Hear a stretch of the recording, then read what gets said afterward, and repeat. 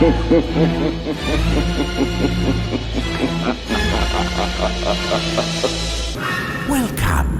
to the Cult Classic Horror Show.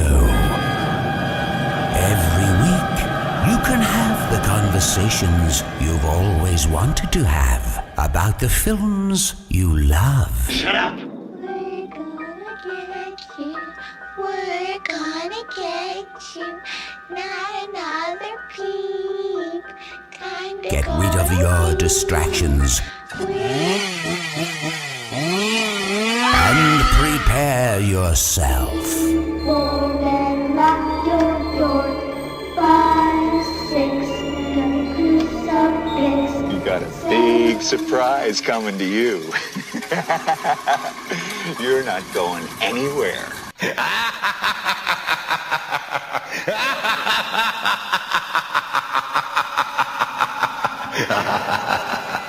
All right, welcome everybody to the Cult Classic Horror Show. Danny Bonin here with you, and I have a very special guest on the line today. I'm here talking with Dani Filth from Cradle of Filth. Welcome, Danny.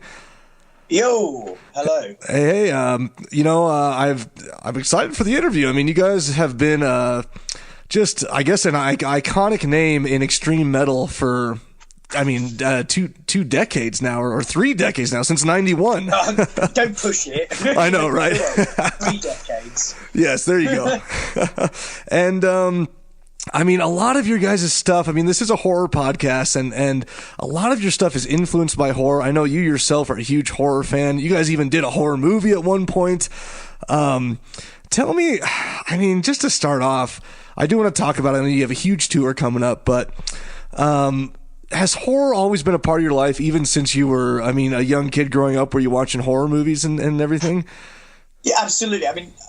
First off, when I was very young, it was like Doctor Who. I have a dialect now. I don't even know if Doctor Who is, but Americans generally don't. But I started off with that sci-fi stuff, and then like monster movies like Godzilla and, that sort of thing.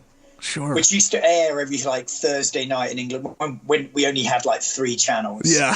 And then from that, it progressed from monster movies to like, the classics, really. Sure. Hammer House of Horror, because this is all pre-VCR. Of course. So, you'd see, obviously couldn't see stuff at the cinema because it was, and at that point also, horror movies were, later on they started becoming X-rated, of course. Which is ridiculous because the first 5 minutes or so, The Walking Dead now has more gore content in it than a lot of the stuff that people go into prison for. It's so true. Like zombie-free, Cannibal Holocaust, all that sort of thing. The original I Spit on Your Grave, it's kind of tame by today's standards. Sure. But I went from like the classic Hammer horror films and the Universal monster movies to asking my dad, because I saw a kind of brief glimpse of American Werewolf when John Landis was interviewed for the Michael Jackson's Thriller, and so I asked my dad, "You've got to hire that." And he left me on everybody was away. I think my mum was at a PTA meeting, my sisters were out, my brother was somewhere, so I was on my own in the house watching this movie. And I just did not see the black comedy in it at all. It absolutely scared the shit out of me. And that's really what turned me on to horror. After that, became a massive, massive horror movie buff. Wow. And I think that with that, it went very much hand in hand with where I lived, which was not far from where I live now, actually, in a village, which was we live in the Witch County, so. Okay. In the Middle Ages, sure. The Dark Ages, it was always, there was a lot of witch hunts, and during the Reformation, people being regularly burnt or whatever, It was very influential, and that's got PK'd my interest in the occult as well. So with horror movies, the occult, naturally, at some point or another, I was going to get into heavy metal. Of course.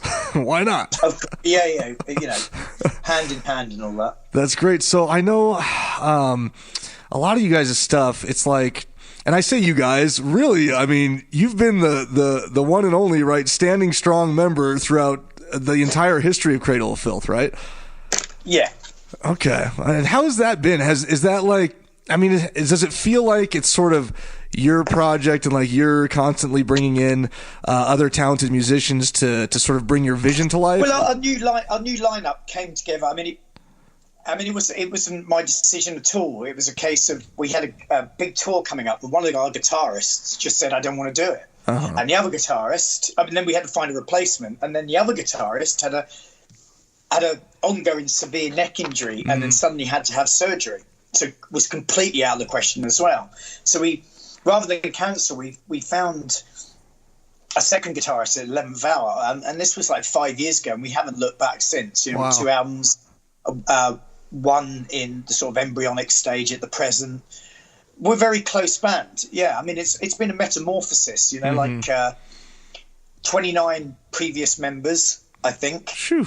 A lot of those prior to the band's first record, but yeah, I mean, it's gone through a lot, and I still speak to a lot of the older members, and a lot of them I don't. Yeah. We're just reissuing Cruelty and the Beast. That's as right. well. That's right. And that was going to be released last year to coincide with the 20th anniversary of the album, but there were some legal complications with a couple of the previous members, but that has been overcome now. Okay. So the album, hopefully, going to get a release date today. In fact, yeah, that reminds me, I'm supposed to email this guy in a minute. Wow. From Sony to find out exactly what's going on. Okay. But that's not even, it's not just a reissue. We took as long on that as we did writing recording a new album. Wow. Because we got the original tapes, which had to be baked to bring them back to life. Of course. And we totally picked it apart and remixed it with an eye on not fucking up the atmosphere or destroying anything that people fell in love with, but just bringing it kicking and screaming into modern times. So people are always a little bit dissatisfied with the drum sound. Well, we've made that great, and because of that, the bass sounds better. Everything sounds better. It's got more space. Great. So we're really looking forward to that. And that just shows that the band's very works very well together, because we're actually undertaking some shows in Europe and possibly South America where we're just doing the album in its entirety. And that's great, because I mean, you've got to understand that it's like cheating on an ex-wife or going to see an ex-wife, because they're playing music that they weren't part of. Yeah. They don't care. They just love being part of Cradle of Filth. And yeah, that's great. The current lineup's pretty definitive. That's awesome. And yeah, I see that a lot lately where bands are playing albums in their entirety, because especially in you guys' case, it's almost like each album it belongs together. It's its own thing. It's its own world. It's its own feel, So how can you go play a show and play all these just random mashup of songs? Yeah, absolutely. Yeah, so that's great. Well, I know horror's been a big influence on you, but also, like you already mentioned it, the Occult. A ton of the albums, I mean, are based on actual people from back in the day and occult happenings, and not just necessarily horror films. So is that something that when you first set out with the band, are you like, okay, were you planning it out? Like, we're gonna base these things off of these certain things, or did it just sort of come about? Well, it came about. We just wanted to do something that was. We started off as a sort of traditional black metal, death metal band, and then we grew. We added orchestration. We wanted to be cinematic. We wanted people to get immersed in it, like they would a movie. And so subsequently, we added, a big stage show, a look, great artwork, great visuals, explored other things like books, comics, and the aforementioned horror movie. So I guess that was really our intention, that we would take things one step further and actually make albums that were like movies. Sure. Each song, it had a quality akin to a soundtrack. No, it does. I definitely agree with that. And I also want to ask too. I mean, you guys have even used some horror people in things. I know Doug Bradley used on an album. I mean, how was it working with him? Great. Well, actually, I really want to work with Doug again on the next record. I just love his voice. I love his companionship. Yeah. I think he's done 4 albums now. I mean, I'm actually sitting in my office at home, and I remember when he came and we turned my office into a recording studio for the day. Had him here, and yeah, he's been to several of our concerts. Wow. Yeah, he's a great bloke. So he's a fan. He's a fan, right? Well, I don't want to go that far, to be honest. I mean, yeah, he likes what we do, but I think that's because he's on it.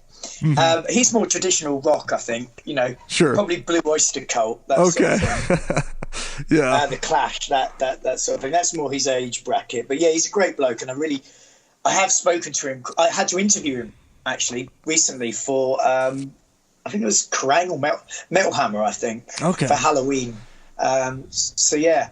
Wow. We just nattered literally for like 2 hours. And Ingrid Pitt, we had Ingrid Pitt on yeah, I saw that too. Yep. Wow. Well, actually, a little known story, but Tony Todd actually did some stuff. Really? Originally. Well, he was going to be the voice of Shields to Ray. Yeah, great somewhere voice. Along the line. Yeah. Yeah, well, somewhere along the line, whoever was his agent didn't really fill him in on the persona or the character. Uh-huh. So he was reading all this stuff out in the studio, and I've actually got the CD. And there's one point where he actually leaves, just like, that's it, drops the headphones and walks out the studio, never to be seen again. Oh, wow. Because nobody actually told him what it was about. So he's reading all this horror stuff out and going, this is sick. What the fuck? About child killings and that. Nobody actually filled him in on the details that these were historical transcripts from a trial. Wow. And what the premise of the album was. So he thought we were just like some sick, twisted, Yeah. That's horrible death metal band. That's crazy. And Doug Bradley, came to our rescue, and I was like, "I'm so sorry, Doug.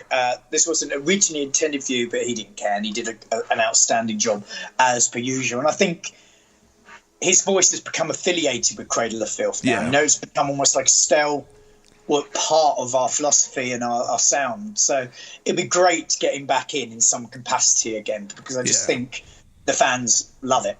I think that there was one point, strangely enough, when we were Christopher Lee was going to be on one of our records back in the day. Wow. Okay. And he actually said, "I'm not really into heavy metal." And then he goes and does loads of narrative on different heavy metal bands and does his own heavy metal album. So, well. He must have discovered it at a later age. Yeah, that must have been the case. Well, that's interesting. I didn't know about Tony Todd. I mean, that's he does have. Well, it's a little known fact. I mean, if I'll bump into him at some point and like to clear the air over it. Yeah, but I think that the character of Pinhead goes a little bit more with you guys' style than like Candyman would. So I think it works. Yeah, I guess so. Yeah. But Tony Todd's got a very distinct voice, hasn't he? He does. Very velveteen. He does, for sure. I have to ask, too, one of the albums, DVD, Peace Through Superior Firepower, is that an Aliens reference? I just got to ask. No, it wasn't actually. Okay, I was just curious. They say that it's like the famous quote from the movie Aliens. I just didn't know if you were an action sci-fi fan too. Well, yeah, I am, but I've overlooked that. It's actually, I think, a motto which I was told. Sure. Of like the U.S. military or some part of the U.S. military. Yeah. Obviously, something involving big guns. Of course. But no, the whole premise. Yeah, it was just a great title because it's like we keep metal on an equilibrium by just being overboard and over top, and sure. And then depicted it with like the front cover with the image of the Angel of Death, and on the back cover Cthulhu sort of rising out of the sea. Sure. Sure. Yeah. Well, so I want to just touch on the horror film you guys did, Cradle of Fear, and I watched part of that, and I mean. Was that just sort of something that you, just a huge horror fan, something that you just had to experience for yourself? It's like, I don't know if we're going to make any money, but we got to do this movie. Well, basically, we undertook a video from the Cradle to Enslave, which, if you look back at it, is actually like a smaller version of the movie. Yeah. It was like Portman 2. It had like lots of little stories that all linked up. And that's essentially what Cradle of Fear is. It's like an Amicus horror movie. It's like lots of little stories that are all linked together. Sure. And yeah, basically, we met a producer called or director called Alex Shandon, who directed From the Cradle to Enslave. We, became friends, and we were just like, you know what, we should take this one step further and actually do a movie in that vein, but just expand upon it. And it was a real labour of love because, we borrowed people from all kinds. We borrowed people from Saving Private who were working on Saving Private Ryan. That's great.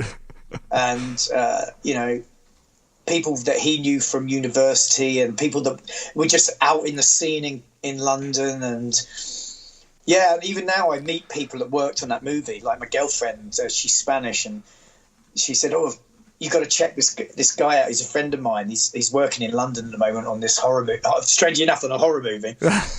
And he said to say hello because he worked on Cradle of Fear. Oh, wow. Like he worked on it for like a couple of days. We just borrowed people from here, there and everything. And everybody worked on a deferred payment, i.e. like when the movie went into money, everybody got paid. Yeah. And because of that, it made, at one point it was like the biggest, most successful underground movie in British history because it didn't, it cost us pennies to make. Sure. Because we didn't have to pay for anything. Everybody lent their services free. Mm-hmm. Mm-hmm. No, have you thought? It was very guerrilla. Yeah, no, I understand that, where that's coming from. Have you thought of doing more in that vein? Did you have fun? Would you like to do it again? I'd love to do it again, but it was a lot of hard work. I've just done. I did a bit part for Nathan Harris's Baphomet movie, which comes out this year. Okay. Where I just play a professor of the occult, and I purposely made myself look really old and knackered for it. Sure. I didn't go to bed the night before, and just That's awesome. And then just a bunch of voiceover stuff. So I keep being asked to do like these B movie things, but I was supposed to do one recently, but I went away to India for a week, and then I went to Spain to visit my girlfriend, and it was too B movie-ish and too unprepared for my liking. But I bet. I'd like to do it again, but to do Cradle of Fear 2 would be a massive undertaking. I'm sure we're so busy as a band at the moment that I don't think that level of commitment could be reached again, and I don't know if people would actually the level and the amount of people that worked on it could be persuaded as we did back in the day. Sure. Do you think that, you being a horror fan ever since a child, does your passion, solely lie in music, or would you entertain the thought of like moving into acting and filmmaking one day? Well, I'd love to do that. Yeah. Absolutely. The thing is, that sort of thing. I've done a few Comic Con type things. Sure. I did London Comic Con and planning to do more this year because I've got someone actually who's going to represent me to put me forward for that. Okay. So there's only so many of those you can do really before people say, well, what's he fucking famous for? Yeah, that's true. Like I did this thing, strangely enough, about aliens, and it was like a conversation about me and what's going on. And then I had a judges competition where they had a bunch of these alien face huggers, and people had to come up and then do the best death involving it. Okay. And there were people there, like this black family was sitting in the front, and I actually saw the kid like turn to his dad and go, "Who is this guy?"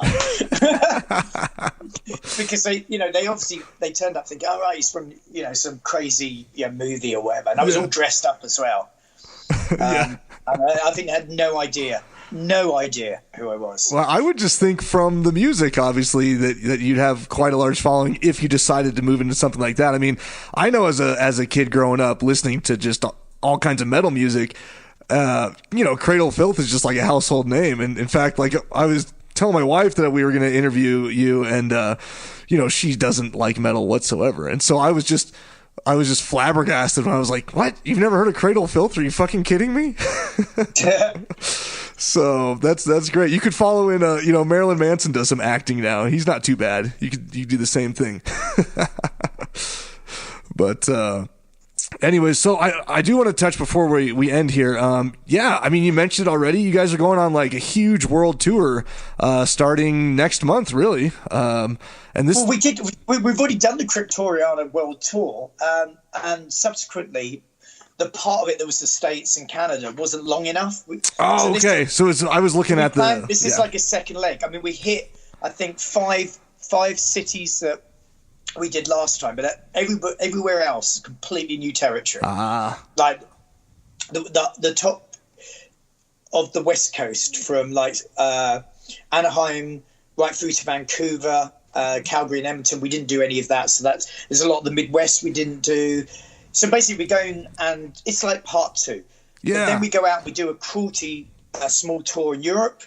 We're taking the whole cruelty thing to South America. We've got a Russian tour coming up, and then we've got, I think, 20 or 21 summer festivals, which are linked by a few club gigs. So, yeah, basically from March the 3rd, in like a couple of weeks, we're a couple of days here and there. We're pretty much busy until mid-April. Mid-August. Mid-August, yeah. That's what I was seeing on the dates there.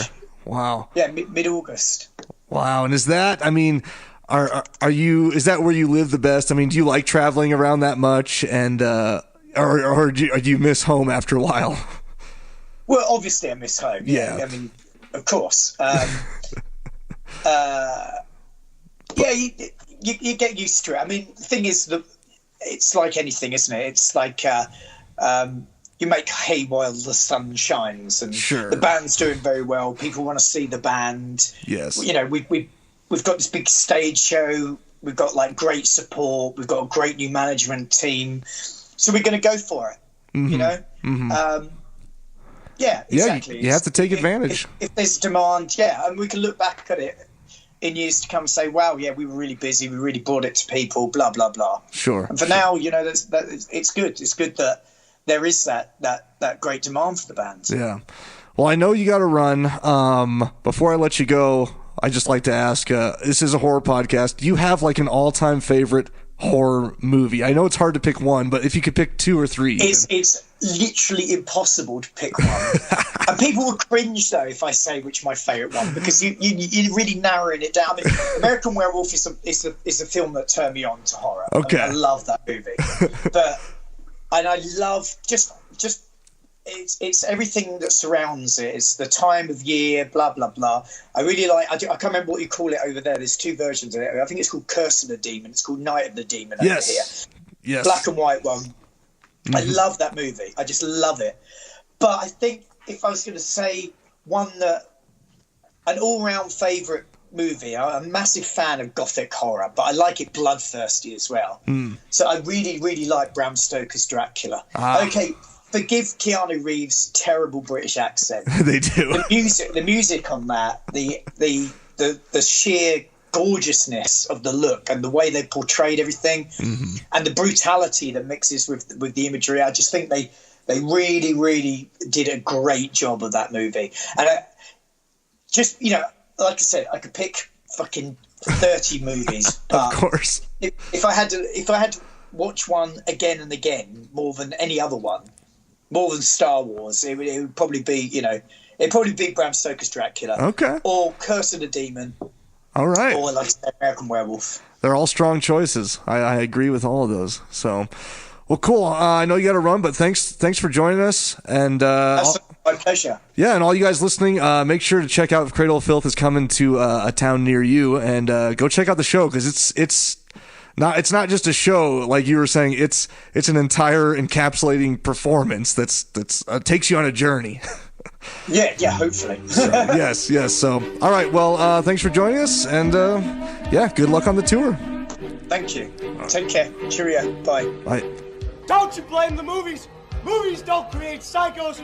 Movies make psychos more creative.